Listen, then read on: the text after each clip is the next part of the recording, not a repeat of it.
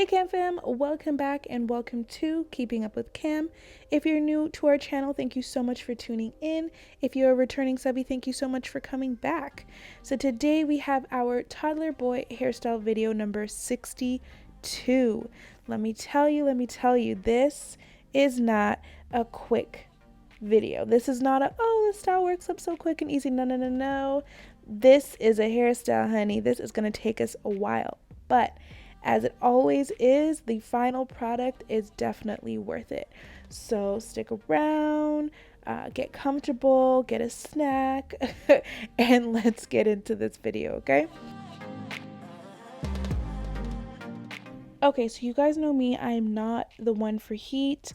I've probably used a blow dryer in his hair maybe a handful of times. I've probably used heat with a blow dryer maybe like 2 or 3 times.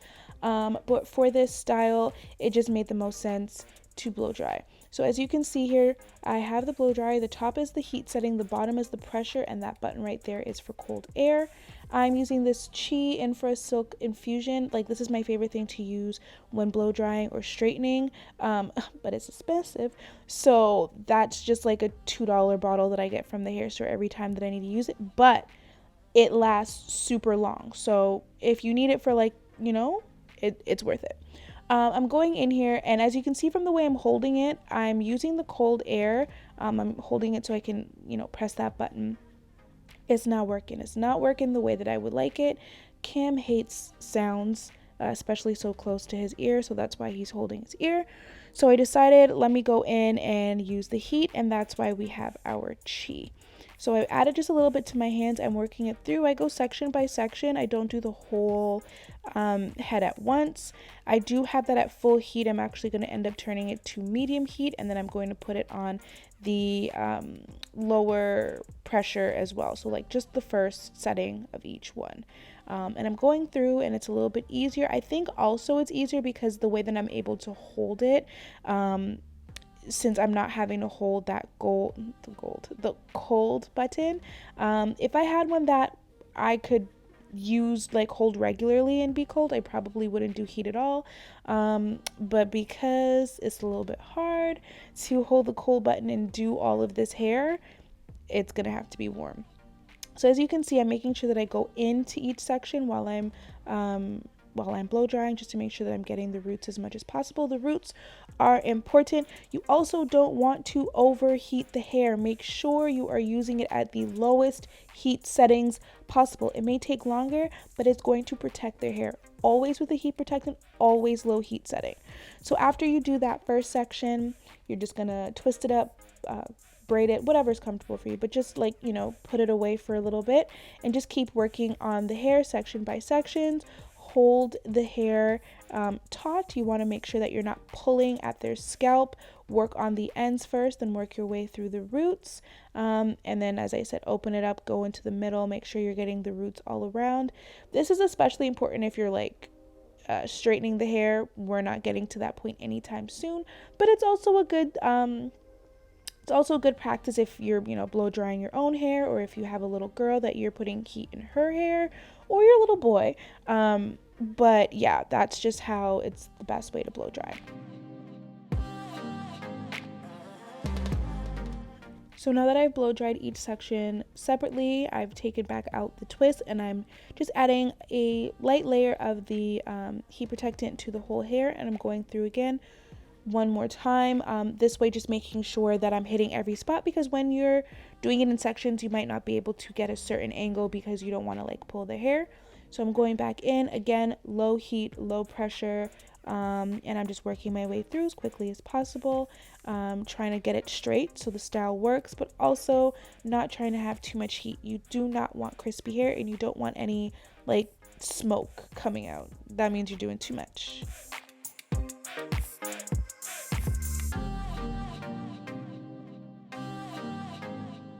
Okay, blow drying's done, so now we're going to get into parting.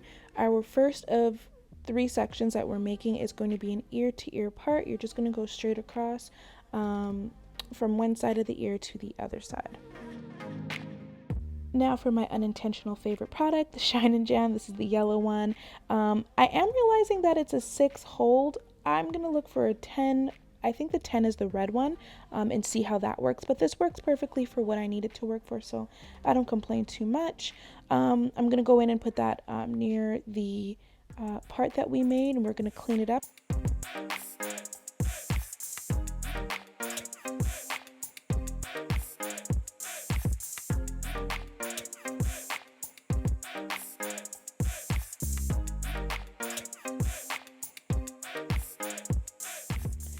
Hold your sections tight, that way you can make sure that your part is correct even when the style will be complete.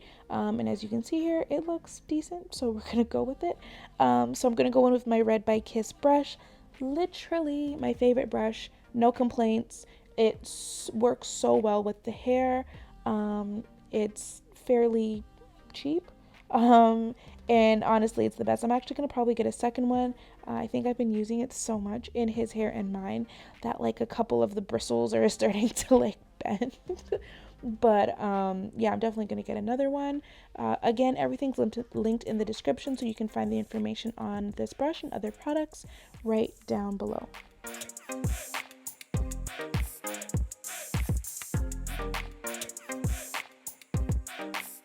Okay, so we're going to start our first row of box braids. We're going to split this original section that we made, I believe, into 2, maybe 3.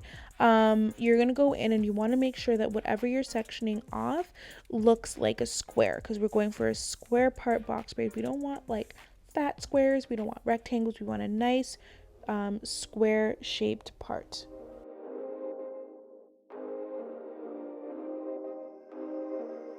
No matter how excessive it may feel, always go back, clean up the parts, take as long as you need, because trust me, it is not a quick and easy process. For me, it takes me a while. So just make sure that you're getting your sections and your parts as neat as possible. Comb through, brush through, brush through, comb through. Make sure it's detangled, because that's the only way this style or any style is going to work. As you can see, the back of his hair is a lot tighter or coarser. I think his hair has transitioned to like probably like a 4A in the back, and the front is still like a 3C. So it is a little bit different in the way that we detangle and do things depending on which area of the hair that we're working with. So as you can see, I've gone in and I've started that first braid. Yeah, they're tiny. I'm doing them small. I'm trying to go for longevity with this style. But as you will see once I release this, the braids don't stay forever. They start to get a little bit of movement to them. They get a little bit of a curl. As you know, that is our biggest issue. It's always the curl. So they're straight here, not even really, but they curl up very, very easy. So that's why I recommend going in with the blow dryer before you start. It just gives you an easier template to work with. And depending on how you braid, over or underhand, it may also give you an extended amount of straight braids instead of just curly braids from the jump.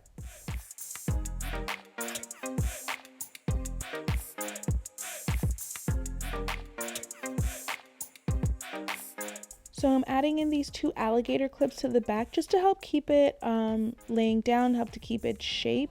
We want to make sure that we're getting this style to look as nice as possible for as long as possible. So I'm going in now, I'm doing the second row, another row of squares, just making sure if you want to do the back section a little bit smaller and then do a little size up with the next rows, that's fine too, but I tried to keep them relatively the same. That third row though will be a little bit different, and I'll show you that when we get there. But just make sure that again you're going in, you're putting in your shine and gem or whatever product that you're using, and you're cleaning up those parts. Not pull, but hold the 2 sections to make sure that the line is actually straight and it's not just an illusion.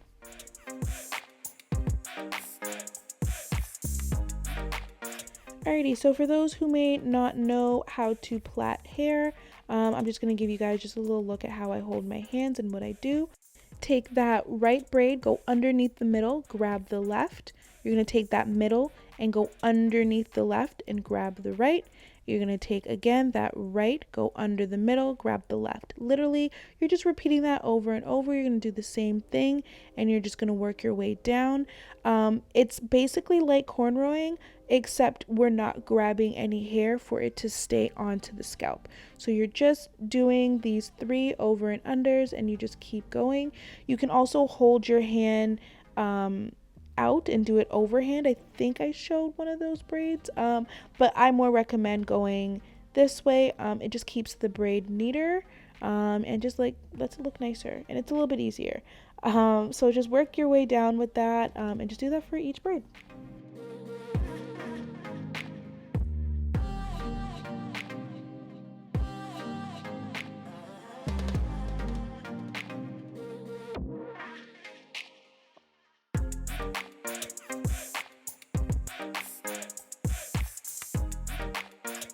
And here is an example of how you would hold your hand if you were braiding overhand.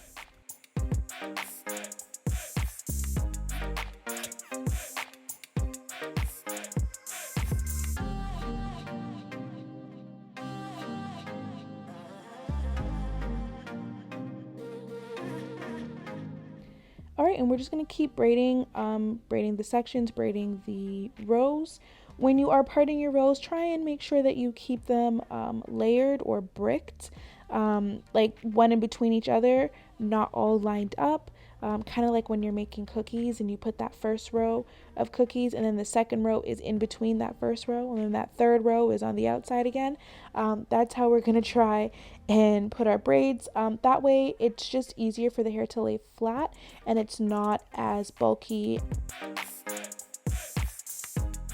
As you can see here, this row is not going to be all squares. I actually went in and I cleaned that part up a little bit, but you're just going to follow the line that you have there and just make those braids as they come. So now I'm going in again and I'm going to section this big part into 2, so that leaves us, like I said, with 3 sections. So I'm going ear to ear again, but I'm more doing this one from the top of the head instead of when we were doing it from the back. So just go ahead and part that ear to ear and just clean it up.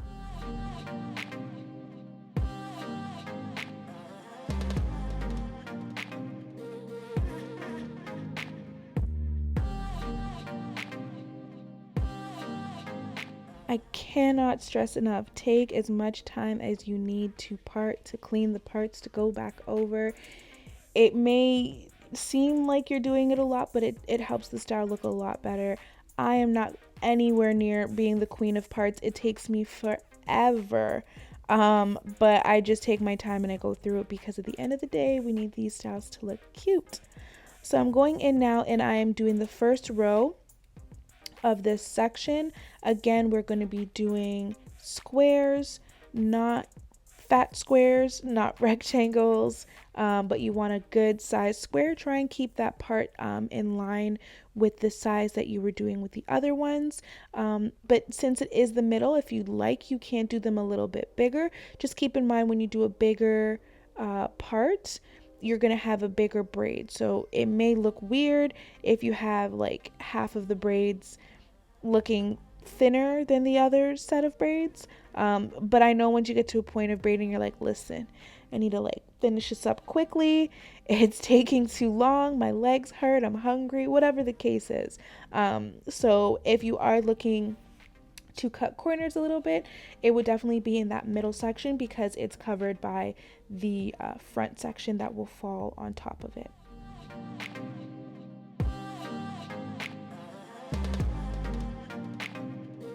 So, a little story time.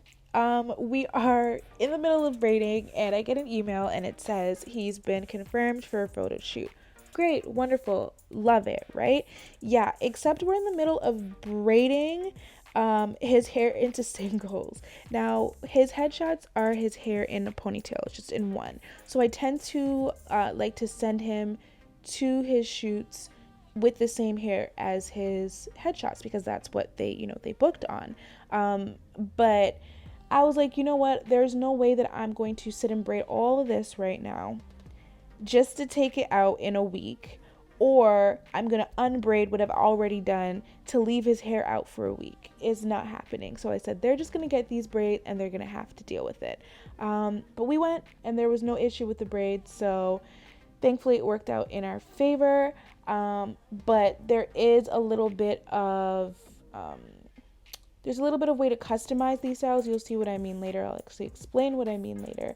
But you know, with single braids, it's very easy to customize.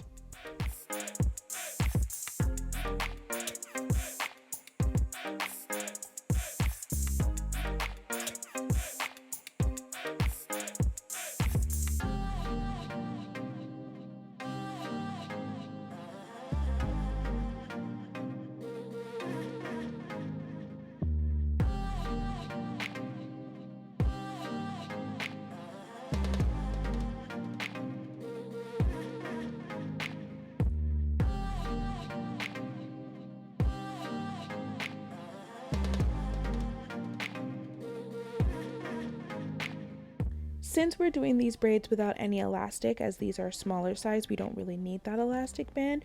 You want to kind of pull towards the root when you're doing the first 2 passes of each braid. That way it's keeping that section tight and it's keeping that braid tight, and it's not going to look loose or allow for the braid to kind of like move all over. We do often think that that comes from like the middle, like the shaft, but it also comes from the root. So as you can see here, I'm going in and showing you guys one more time. I'm going under that middle with the left and catching the right. I'm going under the middle with the right and catching the left. This is literally, like I said before, the same hand motions as when you are cornrowing, when you're braiding onto the scalp. The only difference here, obviously, we're not braiding on the scalp. We are not catching hair on the scalp. So if you are having issues with cornrows and you're trying to figure out how can you kind of get into the motion of it, just practice practice plaiting, but keep your hand in that same motion from when you're beginning. Instead of turning your hand over like you see here with me, you're going to keep your hand up. So you're just doing that same beginning motion all the way down, even though you're not catching any hair or catching the scalp. That way it can kind of just get your hands into that motion, into that muscle memory of how to accomplish those braids.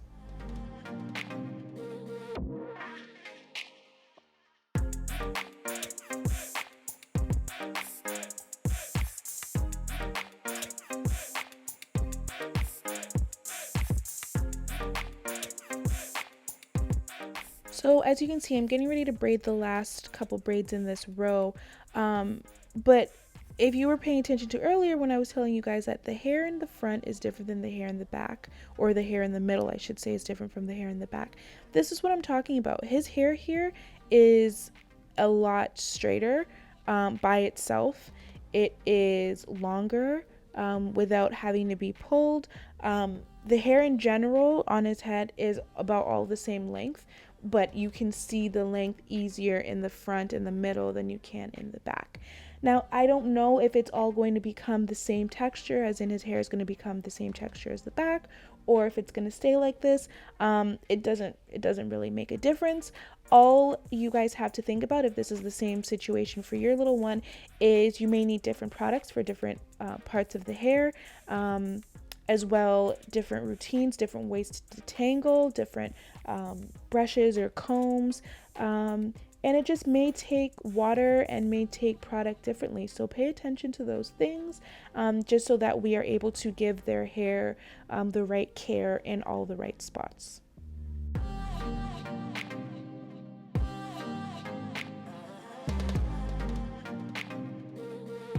All right, let's get to working on the front part of our hair. So what I'm going to go do is I'm going to part that down the middle. I'm just going to go straight down the center, as you can see, as straight as possible. I think there was just a little piece of it, yeah, right there, that I needed to fix, so I went back in and fixed that. But as soon as you get that, then now you're going to work with the 2 sections, the left and the right. We're going to essentially do like a pop smoke kind of braid in the front, so we're going to bring them down from the middle to the side of the face instead of going straight back. I prefer these because it frames his face and it just looks better with his face shape for me. You may not prefer it on your child if they have like more of a round head or a smaller head. So it's whatever you're comfortable with. You can do these as straight backs if you prefer, but I just thought, why not, you know, make it a little different and go with these down to the side braids. I gotta figure out what the real name for these are. They're not pop smoke, because when we were doing braids like this when we were my age, there was no pop smoke, so we gotta figure out the actual name. But I'm going in with these clips. I think they're butterfly clips and these are alligator clips. I'm just sectioning and everything away, keeping them out of each other's way. Again, when I go in on the perimeter, I like to add a little bit of oil first before I add my product. That just helps me feel like it's a little more protected. So I go in, I do that, I brush, I comb, and I'm going to use my comb as I go just to make sure that the hair is getting into that braid properly. This is a smaller braid, so it's not as important to be using the comb or a brush if you prefer, as if these were bigger braids, but because it is the perimeter, I am going to do that just to kind of keep it as neat and together as possible, because the name of the game is longevity. We are not trying to do these 60-hour braid sessions for the braids to get, you know, messy in a day and come out in 2 days. We do not have that time. So as the easiest way that we can keep them neat while we're braiding so that it stays neat, let's you know, do those little tips and tricks together.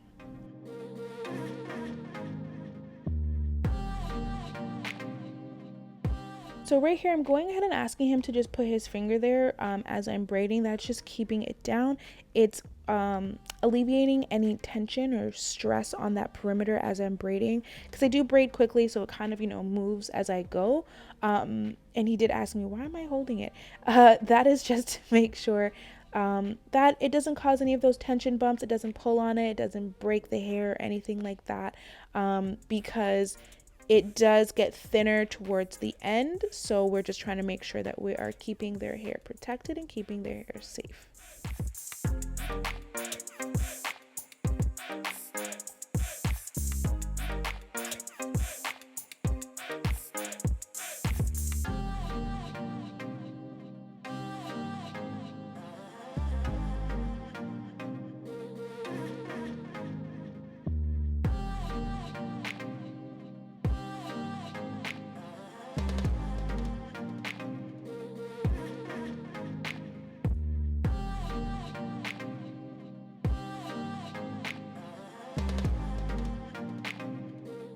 All right, so we are just going to continue braiding these braids down. I believe I did 5. You are going to ensure that they're coming to meet into the middle, so they're not going to be straight on their own sections. It's so hard to explain this. You want everything to kind of V towards the ear, so you want it to be wide at the top, like a funnel. Wide at the top, and then it funnels into each other by the ear. That's just going to keep everything closer together, and you're not going to have flyaways, and it's not just going to look odd.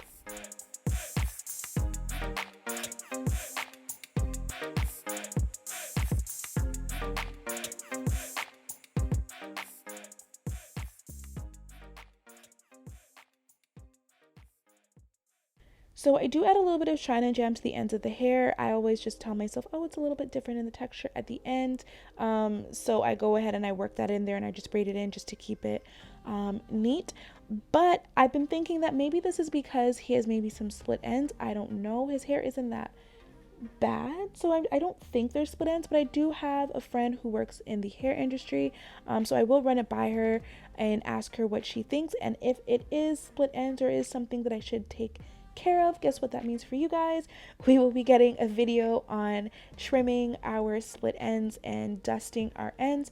I have not done it yet, but I'll probably start soon. All right, here we go. This is the final product, you guys. This is what our Toddler Boy Hairstyle number 62 ended up looking like. I will say this does not go quickly. This took forever. This took me about 5.5 hours. Yes, we stopped for lunch and things like that, but it took me a while. So please be mindful of that. This is like a whole day endeavor if you are going to attempt it. It did come out super, super, super, super cute. So I do suggest that you guys do it. More so if you're looking for a style to like kind of leave in for a little bit of time and not worry about it, maybe vacation or something like that. This is definitely your go-to. As you can see, I have 5 braids on each side in the front, so that's 10 altogether, and then I have singles in the back. You can go ahead and add some beads if you like. I would suggest probably like the wooden beads. We just didn't go with beads this time around, but in the summer, definitely look out for beads. So after the style is done, we're going to go in and we're going to go with our 100% Indian hemp hair and scalp treatment. This is from Kuza. You can use whatever grease or hair product or scalp product that you like, but I do prefer this one. I'm going in and I'm just getting it in every part, every free part that's there. And just going to work it through. Please do keep in mind with this product, it is natural. It is all natural. There are pieces of the herbs and the different things that they put in here that will get into the scalp and that will get into the hair. I do his hair in the afternoon to the evening, so it doesn't really mean we're going anywhere. But by the next day when we get up and we're styling to go to school, I do then ensure that I pick out any pieces just in case they're sitting on the hair, just to, you know, not let people think he's got a head full of dandruff or anything like that. But like I said, I am putting it in. I'm going to raise each row in the back and I'm going to go in and make sure that it's there as well. And then when I'm done with that, I'm just going to take my fingertips and I'm going to massage that in, make sure I'm working it in and getting all the areas that I need and protecting his hair as I go. You can also grease their scalp before you start. So after you wash their hair, after you blow dry their hair. For me, I just prefer to do it after. I can have a clean idea of what the parts and what the scalp is looking like, and it also helps me understand like if it's getting excessively dry, if I need to change products. If I do it right away, I don't really get to see the scalp as I'm working with it, so for me that's just why I do it after, and I'm a slight bit lazy, but it's just easier for me to do it when it's already braided than before.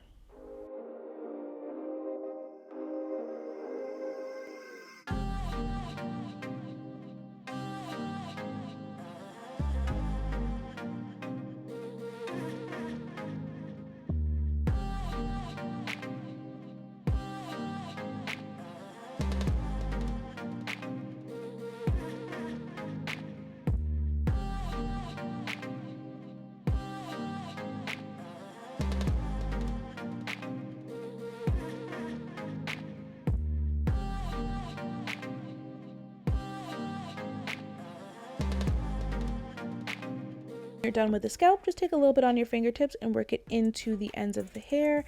I work it in and I twirl it just a little bit just to make sure that it's working through and the whole head is getting this hair and scalp treatment. Now it's time to protect all the work that we've been doing for what feels like a full work shift. I'm going in with our Say My Name velvet do-rag. These are available on our website. I will link it at the top. It's also linked in the description box below. If you need to get one, please go ahead and order with us. We absolutely love getting your orders. Now, I will say I am not a do-rag tying expert. Never have I been, and probably never will I be. I don't know how to tie these things, y'all. I'm sorry. It is going to look a little weird, but it does the job. It keeps his hair neat. It keeps the hair down, especially if like with these styles where you want to kind of keep the hair, you want to train it to stay down for the rest of its time. So I went ahead and I just wrapped that up, and then you go to sleep, you play, you do whatever you need to do, and you are protected. This was a bit of a long video, but I'm so thankful for each and every one of you that stood with us. If you enjoyed this video and this style, please thumbs up this video. Also hit us up in the comment section below. Any questions, comments, concerns, you can put them there, or you can also head over to our Instagram, send us pictures, let us know how the hairstyles turned out. We love talking to you guys. And also, as it says, subscribe to stay updated. Hit that subscribe button if you haven't already, and we'll see you in the next video. Bye.